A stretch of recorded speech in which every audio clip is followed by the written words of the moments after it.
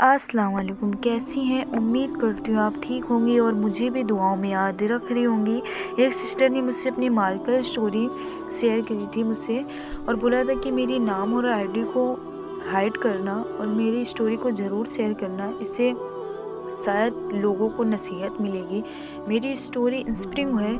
I hope आप लोगों को नसीहत मिलेगी इससे। मैं दीनदार लड़के को पसंद करती थी और उस लड़के के पेरेंट्स भी मुझे बहुत पसंद करते थे और मेरे पापा किसी और लड़की के साथ मेरा निकाह ज़बरदस्ती करा दिया था और पापा ने धमकी दी थी जहाँ मैं चाहता हूँ वहाँ नहीं कि तो मैं खुद को कुछ कर लूँगा। मैंने हाँ कर दी। रमज़ान के बाद ही मेरा निकाह था। मैंने पूरे रमज़ान दुआ की, रात भर रो रो कर अल्लाह के आगे हाथ फैला कर मैंने खूब दुआ की कि अल्लाह मुझे बचा ले, मैं नहीं रह पाऊँगी उस शख्स के बगैर। लेकिन मेरा निकाह हो गया था। शादी के बाद पता चला कि वो लड़का पागल है और मेरे पापा ने दौलत देखकर वहाँ निकाह किया था।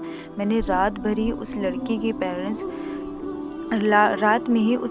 पेरेंट्स से कहा कि आपका बेटा इस तरह की हरकतें कर रहा है। चूँकि वो पागल था तो बजाय मेरे ऊपर रहम करने के बजाय उस लड़की के वालिदैन ने मुझे ही गलत ठहराया। मैंने बोला डिवोर्स के लिए कहा तो पापा ने कहा कि हमने वहाँ जहाँ कर दिए वहीं रहो, तुम्हें मरते दम तक उसी के साथ रहना है, सब्र करो। मैं इस बार उनके आगे नहीं झुकी। मैंने 15 दिन में ही खुला ले लिया। ये बात उस लड़के को पता चली जिससे मैं मोहब्बत करती थी। उस लड़के ने मेरे अब्बू से बात की कि मैं आपकी बेटी से निकाह के लिए तैयार हूँ, लेकिन अब उस लड़के के पेरेंट्स एग्री नहीं हुए क्योंकि मैं एक तलाकशुदा थी और उनके पेरेंट्स एग्री नहीं थे। उन्होंने कहा था कि हम एक तलाकशुदा को अपनी बहू नहीं बनाएंगे। लड़के ने मुझे वेट करने के लिए कहा। मैं अपने पेरेंट्स की दुआओं के साथ निकाह करना चाहता हूँ और ना तुम्हें छोड़ सकता हूँ, ना अपने वालिदैन को।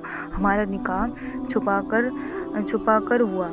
फ़ोन पर हमने किसी को नहीं बताया। करीब 3 साल बाद लड़के के वालिदैन एग्री हुए और अब हमारा निकाह और रुखसती है। अल्लाह का एहसान है और उसके फ़ैसले बड़े निराले होते हैं। हमारी समझ से बाहर है। बस हमें सब्र करना चाहिए। आई होप आपको ये स्टोरी पसंद आएगी। इनकी मिलकर स्टोरी आप इनको दुआओं में याद रखिएगा और मुझे भी दुआओं में याद रखिएगा जिस तरीके इन्होंने भी सब्र किया था। अगर आपकी भी ऐसी कोई स्टोरी है या भी आप किसी दुआ का इंतज़ार में है तो यकीन रखिए अल्लाह पे, एक दिन आपकी ज़रूर आएगी इंशाल्लाह।